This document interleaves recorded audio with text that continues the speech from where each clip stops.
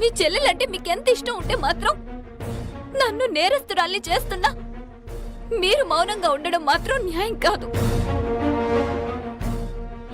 ఇదేనా మీకు నా మీదున్న ప్రేమ?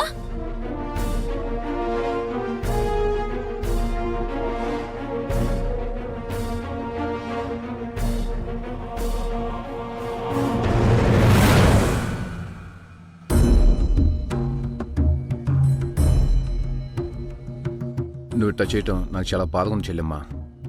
నా మీద ఒట్టేయలేదంటే నిజంగానే నాన్న హత్య విషయంలో మీ ఉదయం చేయన్నట్టు అనుమానిస్తానంటేగా. అది కాదన్నయ్య, నేను చెప్పి ఇంకేం మాట్లాడక. నీ పోలీసుడు అనుమానిస్తానని తట్టుకోలేకపోయాను. నువ్వు కూడా అదే పని చేస్తున్నావంటే నా మనసుకు చాలా కష్టంగా ఉంది.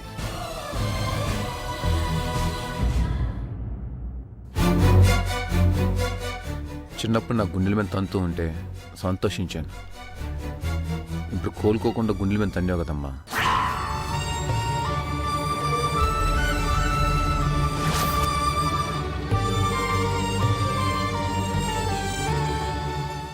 అన్నయ్య ఒక్కసారి నా మాట ఇంకేటి చెప్పొద్దమ్మా. నువ్వు ఉట్టేనప్పుడు అర్థమైంది. ప్రతి చిన్న విషయంలో నిన్ను నెత్తిమి నెక్కించుకొని వెనకేసుకొచ్చినందుకు ఈ అన్నయ్యకి బాగా బుద్ధి చెప్పావు.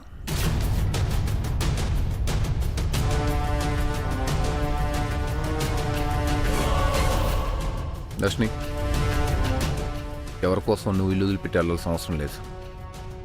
లోపలికి వెళ్దాం పద.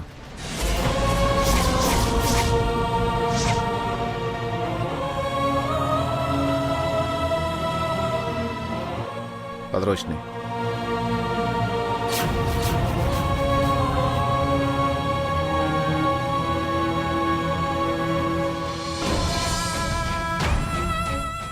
I'm sorry Meenakshi.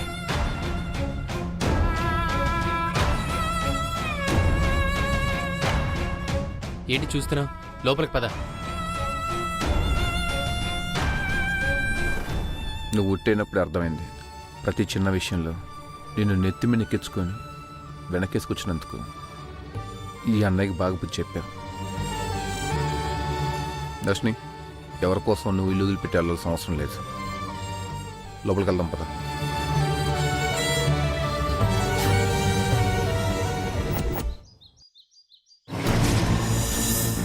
ఇంట్లో రోషిని ఉందా? మళ్ళీ వచ్చారేంటి సార్? ఏం జరిగింది? ఎందుకు వచ్చామో తనతోనే చెప్తాం. ఇంట్లో ఉందా లేదా? ఉంది సార్. పిలవండి. రోష్ని, అమ్మ రోష్ని. ఏంటమ్మా, ఎవరొచ్చారు?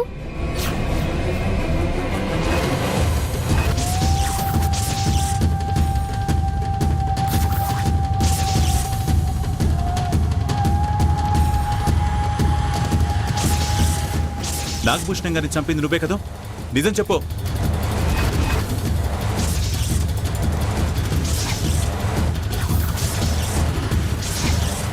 నా కూతురు హత్య చేయటం ఏంటి బాబు? తను చాలా మంచిది, అలా అనకండి. మీరు కొంచెం సైలెంట్ గా ఉంటే ఎవరు మంచోళ్ళు ఎవరు దోషులు నేను తెలుస్తాను. మీరు మాట్లాడకండి. చెప్పు, ఎందుకు చంపావు? అసలు ఆ నాగభూషణం గారెవరో నాకు తెలీదు.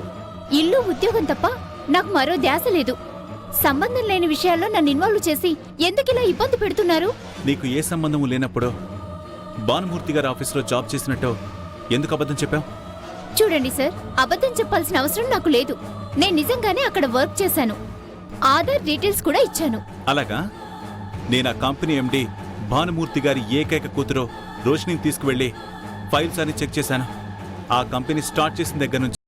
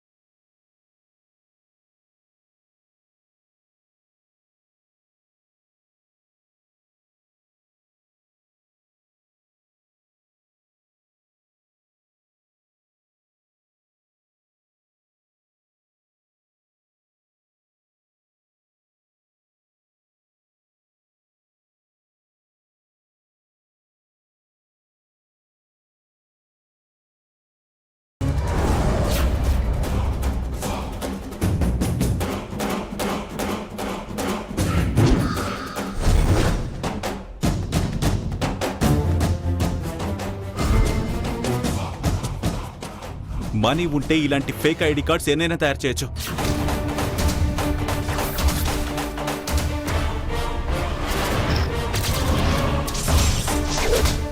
నిజం చెప్పు, ఎందుకు ఇలా చేస్తున్నావు? నాగభూషణం గారిని ఎందుకు చంపావు?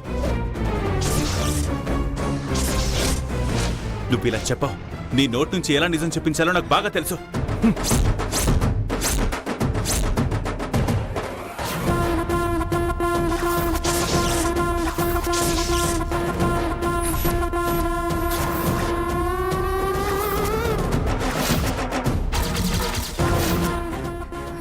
మీకు దండం పెడతాను సార్, నా కూతుర్ని చంపకండి, వదిలిపెట్టండి. చూడండి సార్, మీరు నన్ను చంపినా సరే నేను చెప్పేది నిజం. నేను భానుమూర్తి గారి ఆఫీస్లో జాబ్ చేశాను. అలాగే నాగభూషణం గారు ఎవరో కూడా నాకు తెలీదు.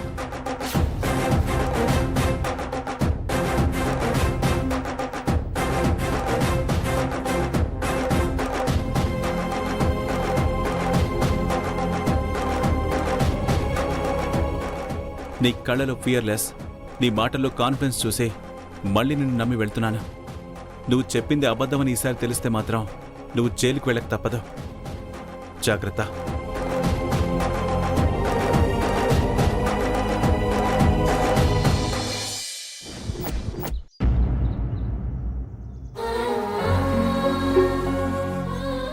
రోషిని, రోషిని, ఏంటండి? బాగా ఆకలిస్తుంది, అన్నం పెట్టు. పెద్దన్నయ్య, వంట ఇప్పుడే పూర్తయింది. నువ్వు చేతులు కడుక్కొనిరా, వడ్డిస్తాను. రోషిని, నాకు ఇప్పుడు ఆకలిగా లేదు. కుట్ట చాలా పని ఉంది, రాత్రి గుర్తి తింటాను.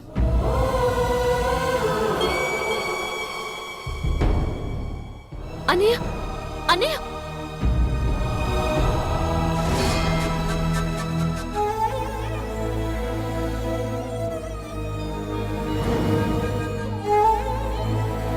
చిన్నయ్య, నువ్వైనా భోంచేదువురా. నాకేం వద్దు.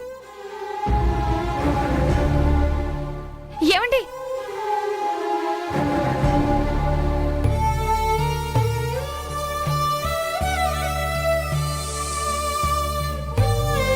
ఊరుకో మీనాక్షి, ఆడపిల్ల నట్టింట్లో కన్నీళ్లు పెట్టుకోకూడదు. ఇప్పుడు కన్నీళ్లు మాత్రమే వచ్చేలా చేశాను. రోజులు గడిచే కొద్దీ గగ్గోలు పెట్టి ఏడ్చేలా చేస్తాను. నేనంత కాని తప్పు ఏం చేశానని అన్నయ్యలిద్దరికి కాని దాన్ని అయిపోయాను. శంకర్ అన్నయ్య నాకు కూడా చెప్పకుండానే పెద్దదిని ఆఫీస్కి తీసుకెళ్లాడని చెప్తే నమ్మకపోగా శత్రువుల చూడటం తట్టుకోలేకపోతున్నాను. ఎన్నడూ లేనిదే మన ఇంట్లో ఇలా ఎడముఖాలు పెడముఖాలు. అసలు ముఖ్యంగా నీ మీద ఎంతో అనురాగం చూపించే బావగారు నీతో మాట్లాడకుండా ఉండడం నేను జీర్ణించుకోలేకపోతున్నాను మీనాక్షి. కనీసం నచ్చ చెప్పుకునే అవకాశం కూడా అన్నయ్య నాకు ఇవ్వడం లేదు. నేను పలకరిస్తే నా ముఖమే చూడడం లేదు. నా ముందు నుంచే వెళ్ళిపోతున్నారు. ఇప్పుడు కూడా చూసావు కదా చిన్నదిన, ముందేమో ఆకలి అన్నాడు. నేను వడ్డిస్తాననగానే తినకుండా ఇక్కడి నుంచి వెళ్ళిపోయాడు. అక్క, నీ గురించేగా బావగారు మీనాక్షితో మాట్లాడడం మానేశారు. నువ్వైనా ఆయనకి నచ్చజెప్పొచ్చు కదక్కా. అలాంటి ఆలోచన పెద్దదినకుంటే ఇలాంటి పరిస్థితి ఇవాళ ఎందుకు వస్తుంది?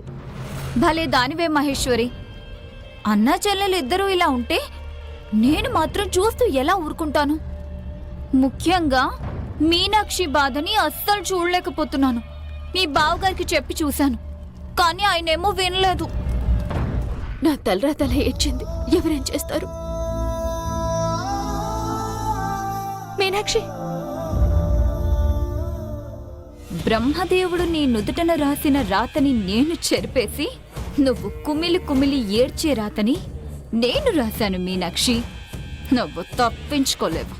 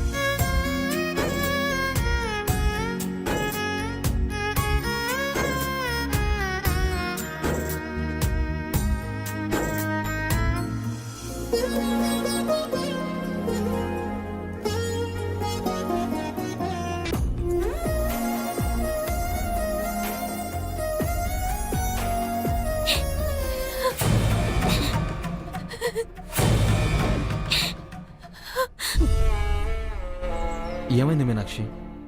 ఎందుకు ఏడుస్తున్నావు? పెద్దన్నయ్య నాతో మాట్లాడటం లేదండి. ఆ మాత్రం దానికి ఏడుస్తున్నావా? మా అందరికీ ధైర్యం చెప్పే నువ్వే ఇలా బాధపడితే ఎలా చెప్పు? మా పెద్దన్నయ్య అంటే నాకు చాలా ఇష్టం అండి. నాకు ఊహ తెలిసిన దగ్గర నుంచి నన్ను తన భుజాల మీద ఎత్తుకొని ఆడించాడు. అన్ని విషయాల్లో తోడుగా ఉన్నాడు. నేనేంటో తెలిసి కూడా వదిన విషయంలో అపార్థం చేసుకొని నన్ను దూరం పెట్టడం నేను తట్టుకోలేను.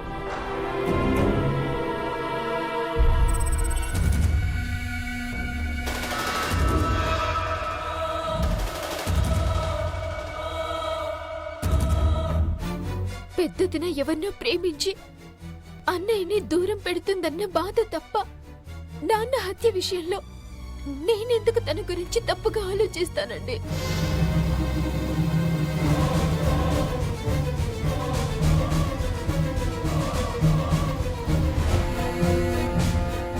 ఆధారం లేకుండా నేనెలా అనుమానిస్తాను?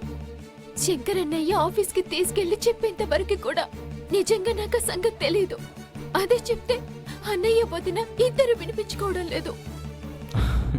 చూడు మీనాక్షి, అయిన వాళ్ళ మధ్య అపార్థాలు నీటి బుడగ లాంటివి. కోపతాపాలు పాల మీద పొంగు లాంటివి. ఎంతోసేపు నిలబడం.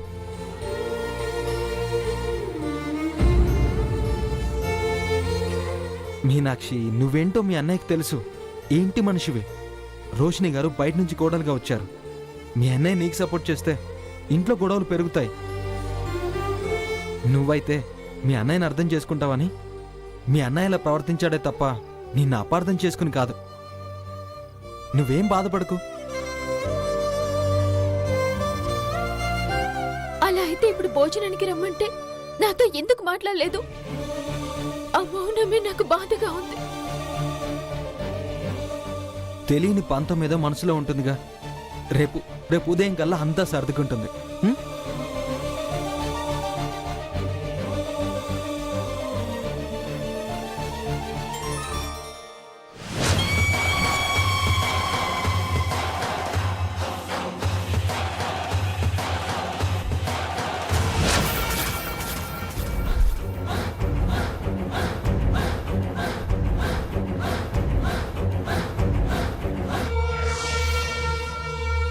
నేనుండగా ఎలా సర్దుకుంటుంది? ఇది జస్ట్ శాంపుల్ మాత్రమే. ఇంట్లో ఇంకా ఇంకా గొడవలు పెట్టి అందరికీ మనశ్శాంతి లేకుండా చేస్తాను.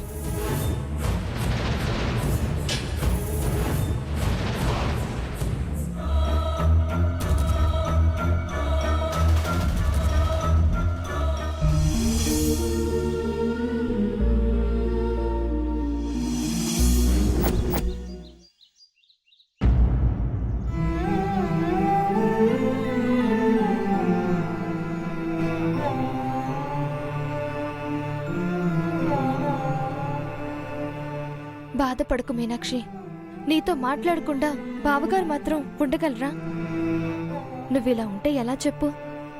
నేను బుద్ధిరిగాక అన్నయ్య నాతో ఎప్పుడూ ఇలా లేడు. పెద్దదిన మాటలు నమ్మి నన్ను దూరం పెడుతున్నాడు. అక్క సంగతి నీకు తెలిసిందే కదా మీనాక్షి. ఆవగింజంత విషయాన్ని అణుబామంత చేస్తుంది. నువ్వేమి మనసులో పెట్టుకోకు. కాశీ, కాశీ, రే కాశీ. ఎవరి చిన్నదినా? ఏమో తెలీదు మీనాక్షి. ఆయన నేనెప్పుడు చూడలేదు. వంట అయిపోయింది కదా? అయిపోయింది మీనాక్షి. వెళ్దాం పద. పదదినా. సత్యంబాబాయ్, నువ్వా? బాగున్నావా? చాలా రోజులైంది నేను చూసి. బాగున్నాను కాశీ. నాన్న పోయాడని ఈ మధ్యనే తెలిసింది. మీ నాన్నకి మాటలో కోపం తప్ప మనసు మాత్రం వెన్న కాశీ.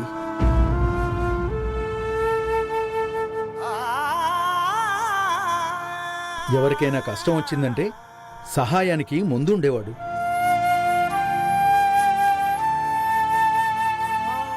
మీ అమ్మ మాత్రం ఎడమ చేతికి తెలియకుండా కుడి చేత్తో దానాలు చేసేది.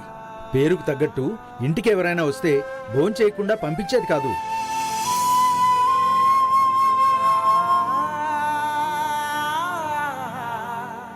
అమ్మా మీనాక్షి, బావున్నావా? నువ్వంటే మీ నాన్నకి ఎంత ప్రాణమో. ఎప్పుడు కలిసినా నీ గురించే చెప్తూ మురిసిపోయేవాడు.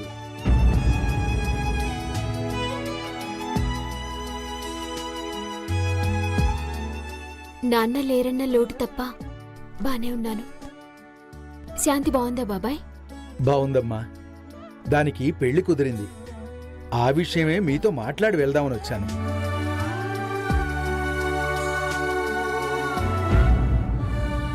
మంచి శుభవార్త చెప్పారు బాబాయ్. అబ్బాయి దేవూరు ఏం చేస్తుంటాడు? ఊరు రాజమండ్రి అమ్మా. వైజాగ్లో ఉద్యోగం చేస్తున్నాడు. చాలా మంచి సంబంధం అమ్మా. ఒరే కాశీ, మీ అమ్మ ఆరోగ్యం బాలేనప్పుడు మీ నాన్న హాస్పిటల్ ఖర్చులని నా దగ్గర 2 లక్షలు చేయబదులుగా తీసుకున్నాడు. ఇప్పుడు అమ్మాయికి పెళ్లి కుదిరింది కదా, నాకు ఆ డబ్బు అవసరం పడింది. 2 రోజుల్లో కావాలరా.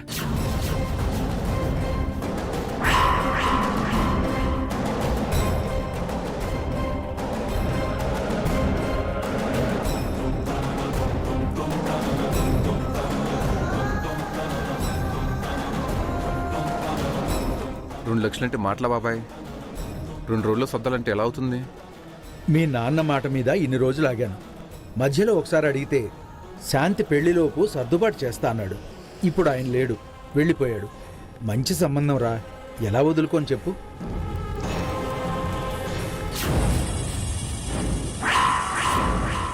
అది కాదు బాబాయ్. నువ్వు ఆగనయ్యా. ఏంటిది బాబాయ్?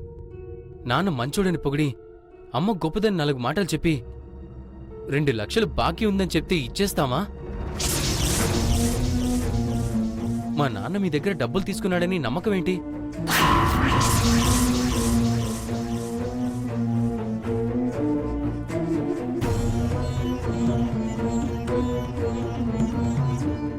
చిన్నయ్య ఏంటిది?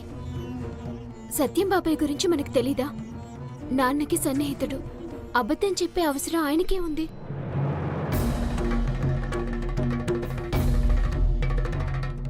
ఆయనకున్న డబ్బు అవసరానికి అబద్ధాలు చెప్తున్నాడేమో. చూడండి బాబాయ్, నాన్న పేరు చెప్పి డబ్బులు ఇవ్వమంటే ఇవ్వడానికి ఇక్కడ రెడీగా ఎవరు లేరు. మీరు ఇక వెళ్ళొచ్చు.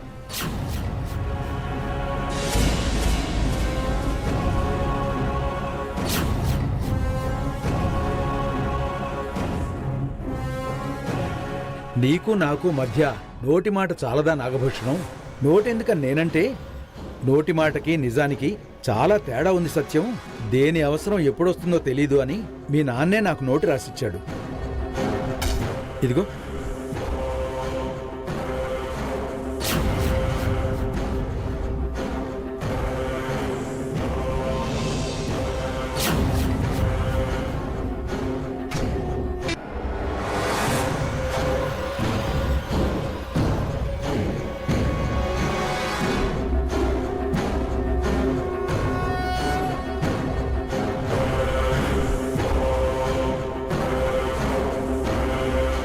చిన్నయ్య, నాన్న నోటు రాసిచ్చారా?